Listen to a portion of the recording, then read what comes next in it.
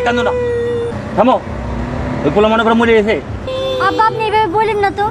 হ্যাঁ যদি আমরা থেকে ভালো থাকি তো ভালো থাকুক। ভাই তুই চুপ কর। এখন কিভাবে যাবেন চিন্তা করতেছেন? বাবা আপনি যদি একটা ব্যবস্থা করে দিতেন, 2 ঘন্টা যাবত এখানে দাঁড়িয়ে রয়েছি বাবা, কেউ আমার কথা শুনে না বাবা, সবাই ভাবে আমরা ঠকবাজ, দুনিয়া থেকে বাবা বিশ্বাসটা উঠেই গেল বাবা। যাই হোক, এখন কত টাকা লাগতে পারে আপনাদের যেতে? 500 হইলে ভালো হইতো, 200-300 হইলেও চলবো। 200-300 দিয়ে কিভাবে যাবেন?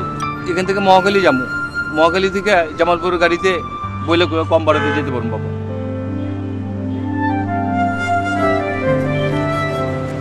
200 টাকা দাম বাবা বলেন। আর 800 টাকা যদি দেন বাবা, আমরা সারাদিন কিছু খাইনি বাবা, খায়াটা বাসে উঠলে একটু কষ্টটা একটু কমবো। আমার কি আপনার অনেক পয়সাওয়ালা লোক মনে হয়েছে? শোনেন, আমি পয়সাওয়ালা লোক না। আপনার যে 200 টাকা দিলাম, কোত্থেকে দিলাম জানেন? মাত্র 10,000 টাকা একজনের কাছ থেকে ধার করে আনছি একটা টেলিভিশন কিনবে, এই কথা চিন্তা করে সেখান থেকে আপনার 200 টাকা দিলাম।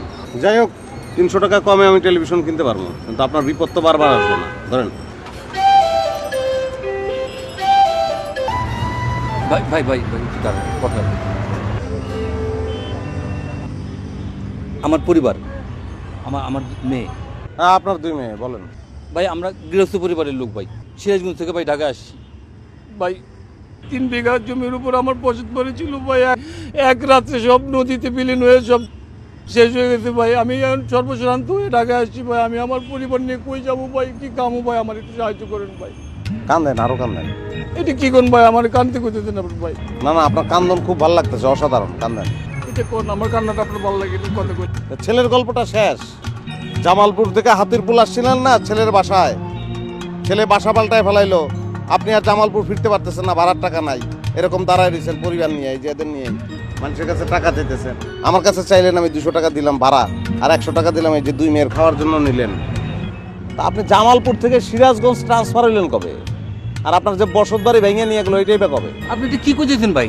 আমি জামালপুর জামুকে, আমার তো কোনো পোলা নাই ভাই। এটা একটু কানতে কানতে কম তো। আমি জামালপুর যাবো মানে ভাই, আমার পোলা পান আরে আব্বা আপনি কি করতেছেন? চলেন তো, এই লোকের কথা বার্তাই তো ভালো না।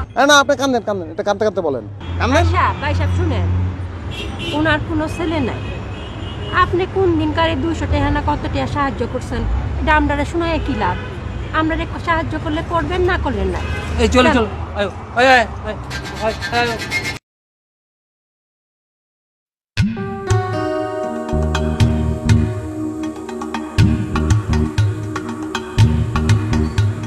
বলেন।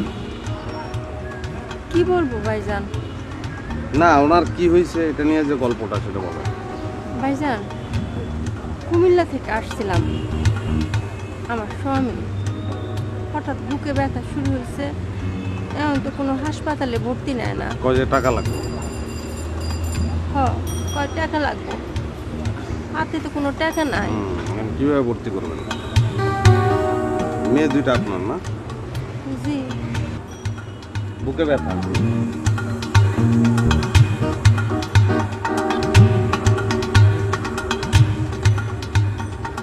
মুরব্বি কি হয়েছে? বুকে গা। আরে গা হইছে। চিনছেন আমারে? চিনছেন? না আমি তো চিনতে পারলাম না মামা। আমার যে চিনেন না এটা আমি বুঝতে পারছি, কারণ চিনলে তো মামা বলতেন না। প্রথমবার বাবা বলছিলেন, বাবা। দ্বিতীয়বার বলছিলেন ভাই, আজকে বলতেছেন মামা। চিনেন নাই আমারে? বুকে গা। আচ্ছা, ওঠেন উঠে বসেন। আমি নড়তে পারি না মামা। ওঠার শক্তি নাই না? কিছু নড়তে পারি না। আহা, আরে এদিকে আমার টাকা নেন। এখন সুস্থ না? ভালো হয়ে গেছে? প্রথমবার আমারে বলছিলেন যে জামালপুর থেকে আসছেন, ফিরে যাওয়ার টাকা নাই, মনে আছে? 300 টাকা দিছিলাম। তারপরের বার বলছিলেন যে নদীতে জমি জমা ভেঙে নিয়ে গেছে। আজকে করতেছেন বুকে খাও। এগুলো করেন কেন? হ্যাঁ, আমি আপনার বিশ্বাস করছিলাম না? আমি তো প্রথমবার আপনারা বিশ্বাস করে টাকা দিছিলাম না? এই কাজগুলি যে করেন, এখন সত্যি সত্যি যদি বিপদে পড়ে কেউ এসে আমার কাছে টাকা চায় যে বাবা এরকম বিপদে পড়ছি, আমি গ্রাম থেকে আসছি, আমি কি তারে টাকা দিমু? মানুষের বিশ্বাস নষ্ট করেন কেন? আপনার কোনো অধিকার আছে এগুলো করার?